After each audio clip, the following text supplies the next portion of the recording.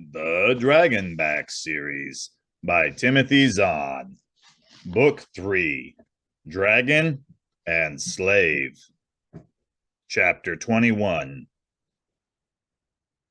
Jack thought his heart had been trotting along at a pretty good clip before.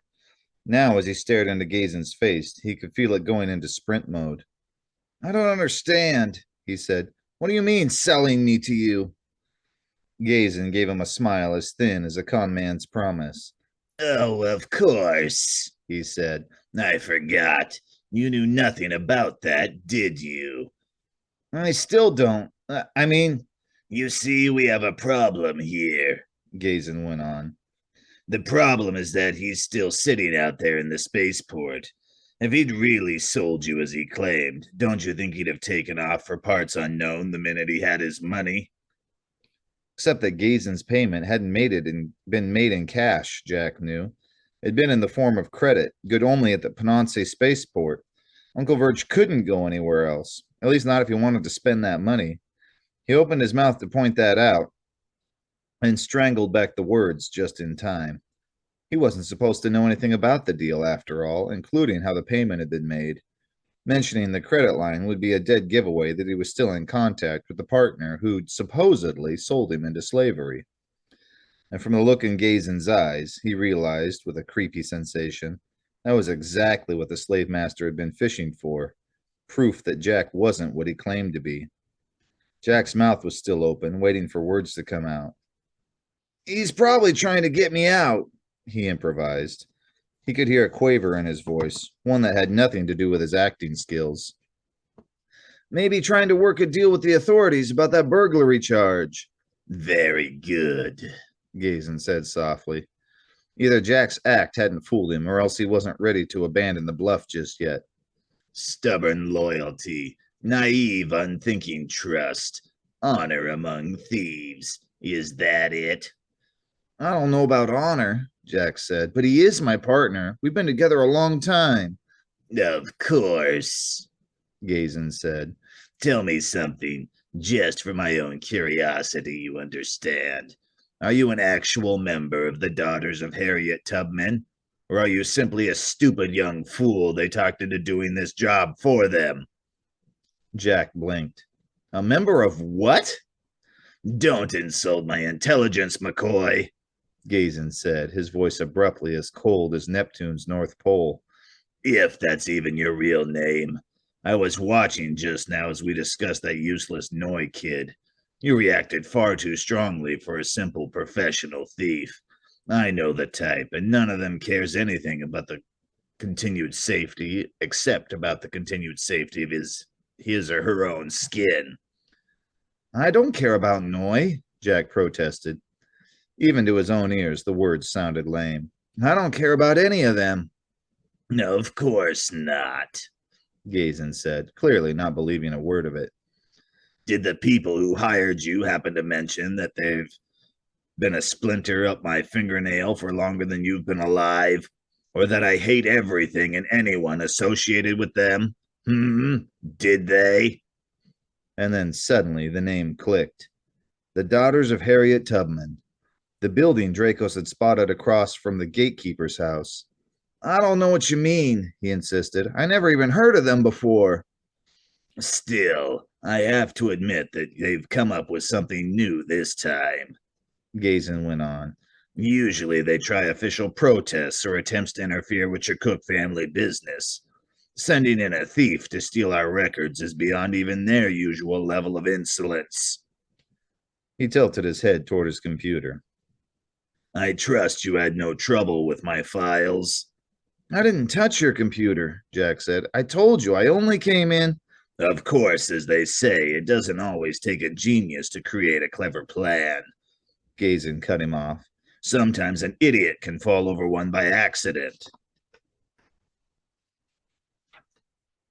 He smiled faintly. "But as they also say, you can't make locks without smoking a few fish. In this case, you're that fish." Again, he flicked out the slapstick. Jack flinched away, the movement sending another splash of pain through him. But the tip of the weapon passed harmlessly past his left shoulder. Gazin was just playing with him. What that means is that you're going to disappear. The slave master continued, his voice as calm as if he were ordering dinner. You will be prepared for service, and then you will be quietly smuggled off planet and delivered to your new owners. Waved the slapstick idly. Leaving your friends at Tubman to sit around their meeting rooms, sipping their tea and eating their scones, wondering occasionally whatever happened to you. A heavy silence filled the room. Jack tried to swallow, but his mouth and throat were as dry as a summer's day in the Gobi. Certainly he'd been in tighter situations than this one, facing ruthless people like Snake Voice and the enemy mercenary he'd dubbed Lieutenant Q-Ball. But all the others had at least seen him as a person, someone to be manipulated or squeezed or maybe bargained with.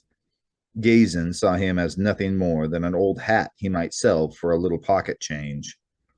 And somehow that fact was more chilling than any of the man's veiled threats. Death he could face, and maybe talk or wiggle or con his way out of. A lifetime of slavery stretched out in front of him was a more horrible thought. And for perhaps the first time, he truly understood why it was that Dracos hated slavery so much. Dracos! And suddenly, the spiderweb of fear and pain Gazin had spun with his words and slapstick collapsed into the proper perspective. Jack wasn't alone here after all, not by a long shot. And humming away almost within arm's reach was Gazin's computer, already up and running with all the passwords already entered. Exactly the situation he'd been looking for. A kaleidoscope of possibilities flashed across his mind like the lights of a broken status board. He could do it right here, right now.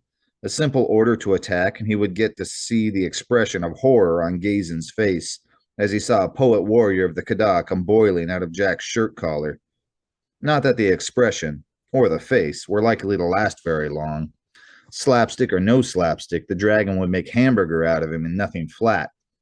Jack could dig out the mercenary data. They could cut their way through however many Brumgan guards were loitering around outside and head for the main gate. It was almost too easy. And then he took another look at Gazin's face. He was watching Jack closely, like some interesting specimen squirming under a microscope. No, not like a specimen under a microscope. Like an approaching spaceship that seemed way too harmless to be real. A ship that somehow, somewhere, had hidden weapons that had to be located and identified. The setup wasn't almost too easy. It was too easy. This was a test. The whole thing, from the humming computer to the deliberate mention of noise sickness to even being in here alone with Gazin. The slave master was trying to goad him into some kind of reaction, feeding him rope and waiting for him to take it, obligingly tie a noose and hang himself. Which meant Gazin's apparent helplessness was an illusion. The first move Jack made in that direction, and it would be as if somebody had dumped a bucket of Brumgas over his head. He took a careful breath, quieting his emotions. No, Gazin was still motivated by money, and Jack was worth a lot of it. According to Uncle Verge's eavesdrop timetable, there was still a few days before they would be ready to ship him off the planet. He would continue to play innocent, or at least as innocent as he could under the circumstances, and wait for the right opportunity. An opportunity and a timing of his choosing, not Gazin's. You're taking this remarkably well, I must say, Gazin murmured into Jack's thoughts. Perhaps you're expecting to be rescued. If so, I'd advise you to lay that hope to rest. It won't happen. Guaranteed. He slid the slapstick back into the holster at his waist. Or perhaps it's just that you're too stupid to comprehend the fate that awaits you, he added in a nastier tone. Perhaps a small taste will upspur your imagination. Guards! The door slammed open and three Brumgas bounded into the room. Their headlong rush seemed to falter, the rear one almost stumbling over the other two as they caught sight of Jack still sitting quietly in his chair. Yes, Panjan Gazin? One of them said, looking uncertainly between Gazin and Jack.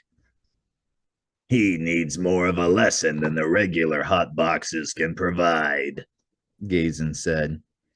His dark eyes focused one final time on Jack's face. Then, as if in complete dismissal of Jack as both puzzle and person, he turned back to his computer.